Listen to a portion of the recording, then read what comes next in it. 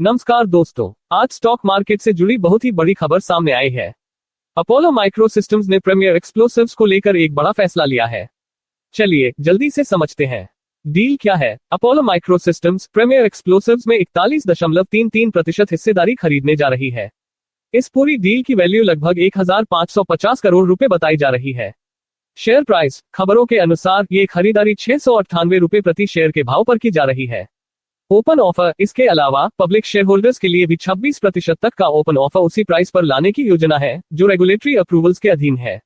Market का reaction, इस खबर के बाद आज मार्केट में दोनों स्टॉक्स हलचल में है। प्रीमियर एक्सप्लोसिव्स का शेयर 714 रुपए के आसपास ट्रेड कर रहा है, जिसमें लगभग 4.17% की तेजी है, और अपोलो माइक्रो सिस्टम्स का शेयर 398 रुपए और 30 पैसे के स्तर पर है, जिसमें 1.25% की बढ़त देखी जा रही है। प्रीमियर एनर्जीज ने अपने बड़े एक्सपेंशन प्लान का ऐलान किया है। आइए जानते हैं क्या है पूरी खबर। नया प्लांट, प्रीमियर एनर्जीज ने तेलंगाना में 5.6 गीगावाट का सोलर मॉड्यूल प्लांट कमीशन किया है। बड़ा निवेश, ये पूरा प्रोजेक्ट 12,500 करोड़ रुपए के कैपेक्स प्लान पूंजीगत व्यय योजना के तहत तैयार किया गया है। नई सुविधाएं, इसके साथ ही कंपनी ने की best battery energy storage system facility और 18,000 मीट्रिक टन क्षमता वाली एल्यूमिनियम फ्रेम फैसिलिटी के विकास की शुरुआत भी की है। मार्केट रिएक्शन, इस खबर के बाद प्रीमियर एनर्जीज के शेयर में आज अच्छी हलचल देखी जा रही है और यह 1089 रुपए और 20 पैसे पर लगभग 4.34% की बढ़त के साथ ट्रेड कर रहा है। अब 361 वाम ने भी अपने नतीजों की तारीख का ऐलान कर दिया है। आइए जानते हैं पूरी डिटेल्स। नतीजों की तारीख, 360 वाम लिमिटेड ने अपने Q1 FY26 के परिणामों की समीक्षा के लिए 16 जुलाई 2026 को बोर्ड मीटिंग बुलाई है।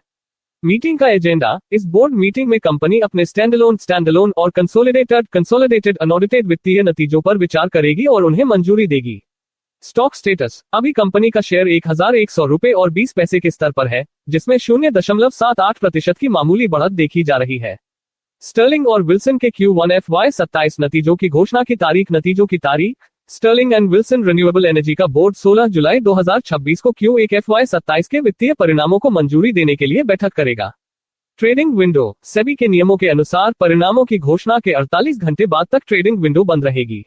स्टॉक स्टेटस, वर्तमान में स्टर्लिंग का शेयर 230 रुपए और 3 पैसे पर है और इसमें 1.02% की गिरावट देखी जा रही है। HDFC बैंक के Q1 नतीजों और market update. Q1 earning call, HDFC bank ने अपनी Q1 अर्निंग कॉल के लिए 18 जुलाई को शाम 4 बजे का समय निर्धारित किया है। मार्केट प्रदर्शन, गुरुवार को सेंसेक्स 238 अंक बढ़कर 76,742 पर और निफ्टी 81 अंक बढ़कर बंद हुआ। तेजी के कारण, बाजार में इस तेजी का नेतृत्व मुख्य रूप से भारती एयरटेल, HDFC बैंक और सन फार्मा जैसे स्टॉक्स ने किया।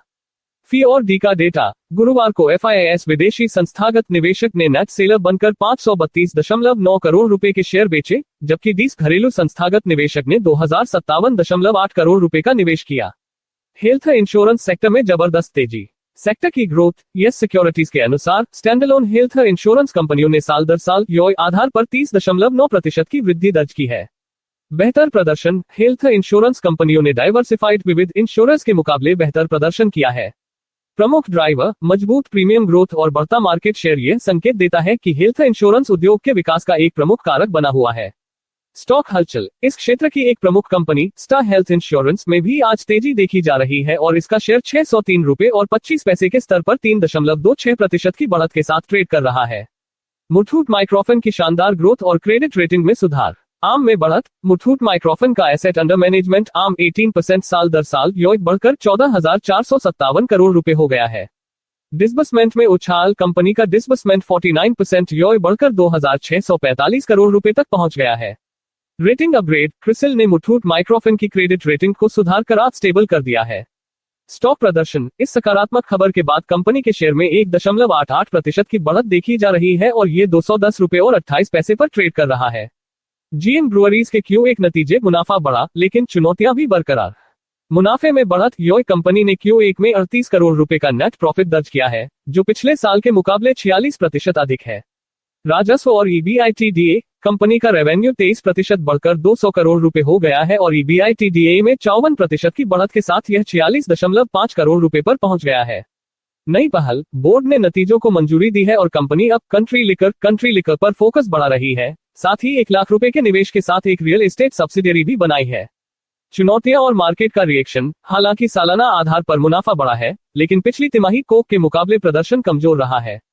बढ़ती इनपुट कॉस्ट, कच्चे माल की बढ़ती कीमतें और अदर इनकम में 68% की गिरावट ने मार्जिन पर दबाव डाला है, जिससे Q1 में नेट प्रॉफिट कोक आधार पर 30.1% गिर गया।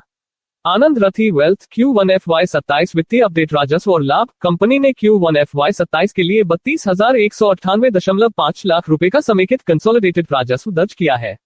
साथ ही टैक्स के बाद कंपनी का शुद्ध लाभ net profit after tax 16,300.8 lakh रुपए रहा है। मुनाफे में गिरावट। कंपनी का EBITDA साल दर साल ₹1.30 बिलियन से घटकर ₹1.10 बिलियन रह गया है। इसके अलावा EBITDA मार्जिन भी सालाना आधार पर 46.6% से गिरकर 33.7% हो गया है, जो घटती लाभप्रदता का संकेत देता है।